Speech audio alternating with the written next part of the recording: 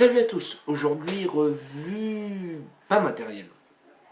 On parlera pas d'un zipper, on parlera pas d'un consommable, mais on va parler d'un outil.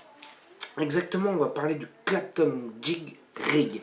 Alors qu'est-ce que c'est? C'est se présente comme ceci. En fait, c'est tout simplement pour pouvoir faire ton Clapton toi-même ou ton Fusen. D'ailleurs, on va faire un petit Fusen Clapton ensemble pour voir un petit peu ce que ça donne. Voir si cette bécane fonctionne plutôt bien. Et je cache pas, je suis complètement conquis par cet appareil-là. Et je m'étais déjà testé au Clapton à la perceuse maison. Ça n'a pas été un grand succès. Soit on est fait pour, soit on n'est pas fait pour. Bah ça aide énormément. Allez, on va se voir en gros plan. On va se faire une petite lignée de fusée ensemble pour voir un peu le rendu que ça donne. Et puis le petit coup de main à avoir sur la bécane. Parce qu'il y a un léger coup de main à faire. Enfin à avoir avec la bécane. Allez. A tout de suite en gros plan. Donc on voit le plan large. Alors, là comme vous voyez ça a changé un petit peu parce qu'il va falloir un petit peu de place. Donc on va voir un peu comment ça se présente. Alors c'est tout simplement c'est un outil en impression 3D.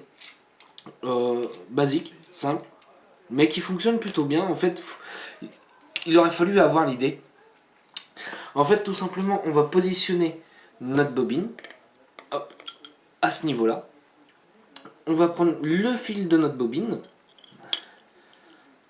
qu'on va le passer là, juste dans le petit anneau.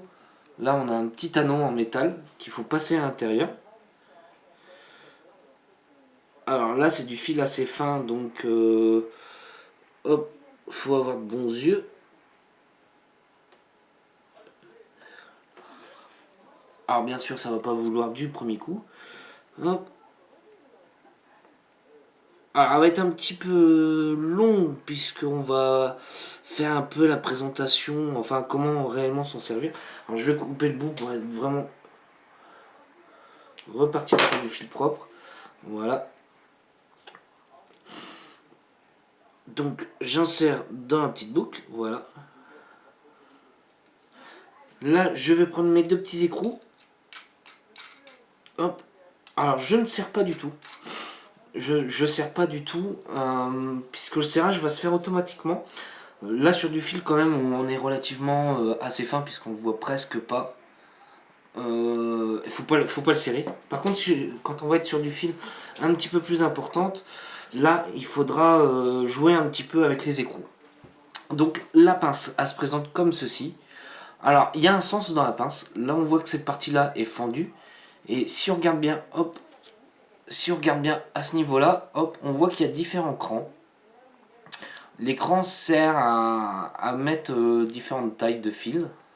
Hop, je sais pas si... Voilà, là on arrivera bien à voir. Selon la grosseur du fil, il faudra aller dans le trou plus ou moins épais. Tout simplement. Alors, on va commencer un petit peu. On va prendre la petite perceuse. Hein, une belle perceuse. Hein. Donc, alors, moi j'ai déjà coupé une petite du fil. Par contre, on voit qu'il ne se tient pas droit.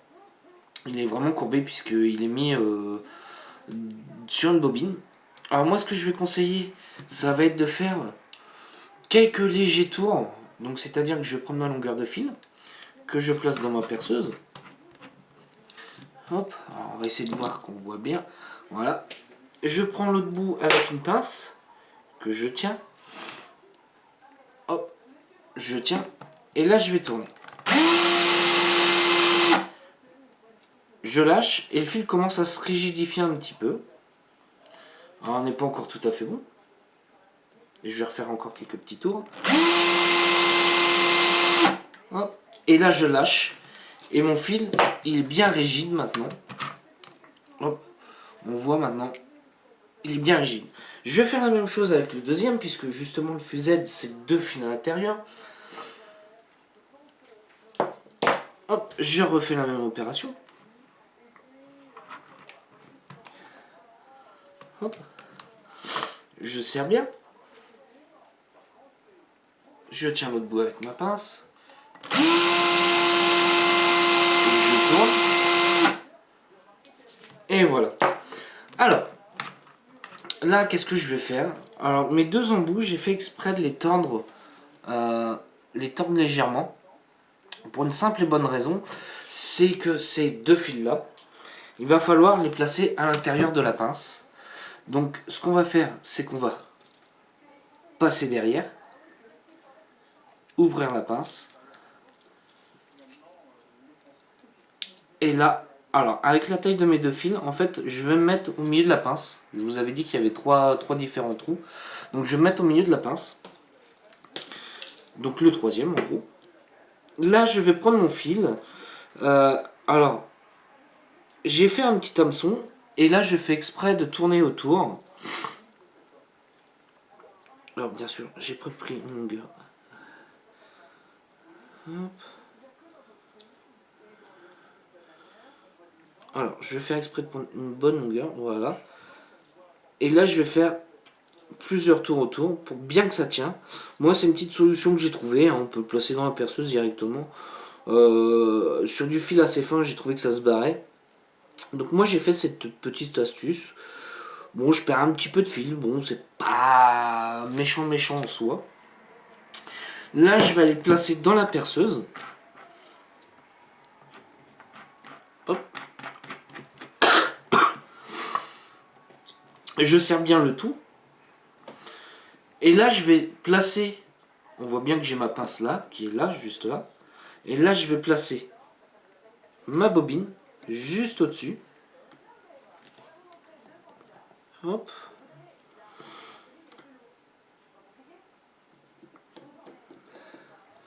Voilà. Donc j'ai placé ma bobine. Je tends bien mon fil.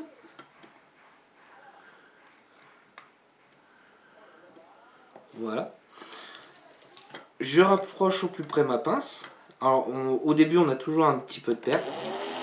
Et là je vais commencer à tourner un petit peu. On va y aller doucement. Alors surtout là ce qu'il va falloir bien regarder. À ce niveau là j'ai le fil qui se met juste au-dessus de la pince. Et il faut bien que ça soit au-dessus. J'attends que ça se rapproche un peu. Et là je peux tourner.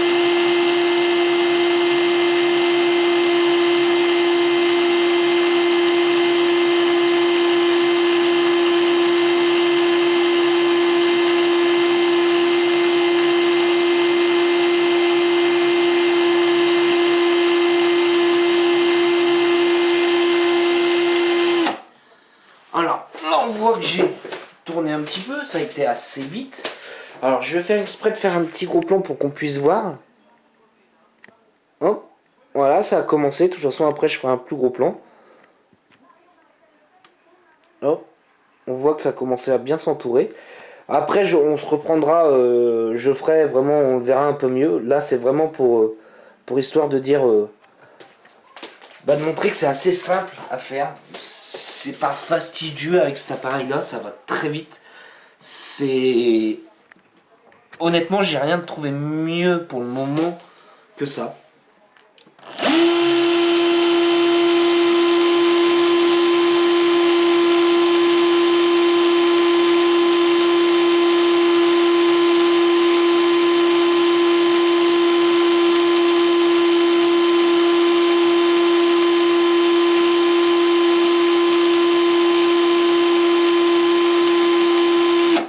Alors, je vais peut-être couper un petit peu, temps de finir ma longueur, puisque je pense pas que ça soit intéressant. Là, il reste plus qu'à appuyer. Ouais, je vais faire ma longueur et après on va se retrouver. Donc me voilà à la fin de la longueur. Donc je vais terminer un tout petit peu.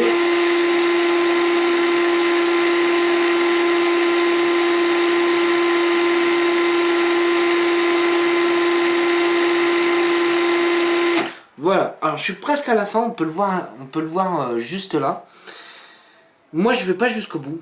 Je préfère passer mon fil jusqu'au bout. Moi je ne le fais pas pour une simple et bonne raison. C'est que tout simplement pour pas perdre mon fil ou l'abîmer. Ce que je fais, je coupe un tout petit peu avant. Voilà, comme ça on voit qu'il en reste un tout petit peu au bout. Et comme ça évite de perdre la bobine qui se déroule. Moi je fais ça. Voilà, après c'est ma petite technique. Donc là on peut voir qu'au niveau du fil on n'est pas très régulier, il est torsadé. Alors ce qu'il va falloir faire, c'est tout simplement, je vais prendre ma pince, que je vais me mettre au bout, que j'accroche. Et là, je vais tourner dans le sens inverse que j'ai tressé mon fil, que j'ai claptonné mon fil en fait. Et là, on voit que tout doucement, le fil commence à se remettre droit. Encore un petit peu. Et voilà. Là, j'ai mon fuset qui est entièrement droit et qui est régulier. Alors, il n'y a que le début. Je vais essayer de voir pour vous faire un bon gros plan bien propre. Il n'y a que le début. Là, comme je disais, sa foire, on a toujours un petit peu de perte. Mais sinon, après, le fuset est super régulier. Hop, je sais pas si on arrive à bien voir. Oh, je pense que oui. On voit qu'il est entièrement super bien régulier. Et là, on a un beau produit. Là, on peut se faire un petit col sympa. Donc là, ce que je vais faire, avec la bobine de fil qu'on a là, on va se faire un... Bon, on va essayer de se faire deux petits cols. Deux petits cols.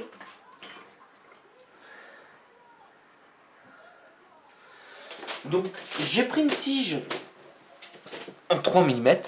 Une petite tige en 3 mm. Là, je vais prendre ma longueur de fusain. Puisque là, on est vraiment sur du fusain. Et je vais tout simplement l'entourer. Hop. Hop. Et là, je vais faire 7 tours. Allez, je vais faire 7 tours. Hop. 4. 5. 6. Et 7. Alors, je recompte bien parce que je ne sais plus si j'ai bien 7. 1, 2, 3, 4, 5, 6, 7. Donc celle-ci, il faut que je la retire.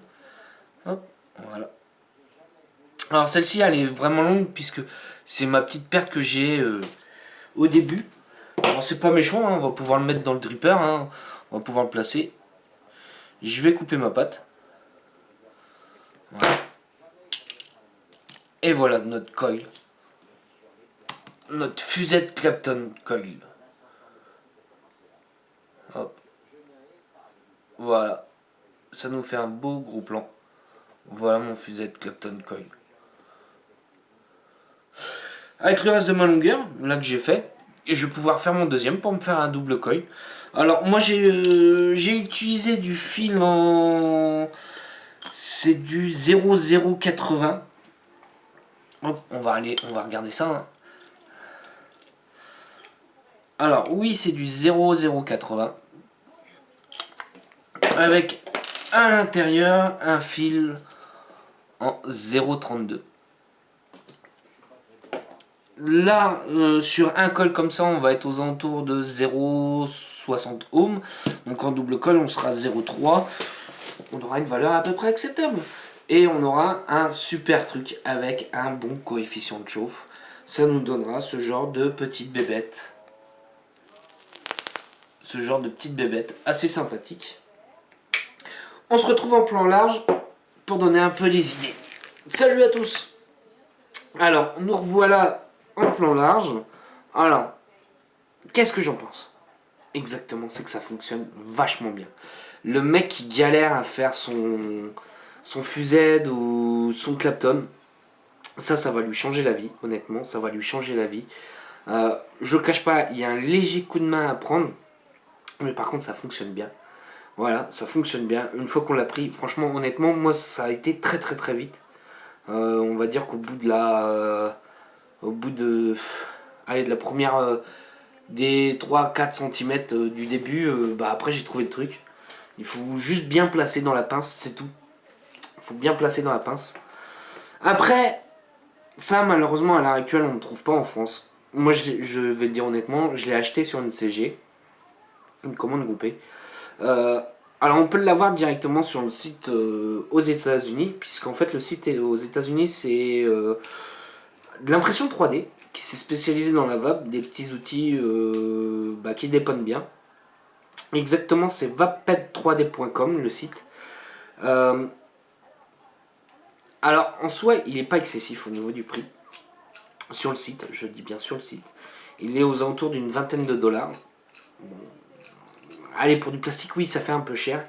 Mais on reste sur quelque chose qui facilite la vie, honnêtement, qui est très bien, qui aide beaucoup.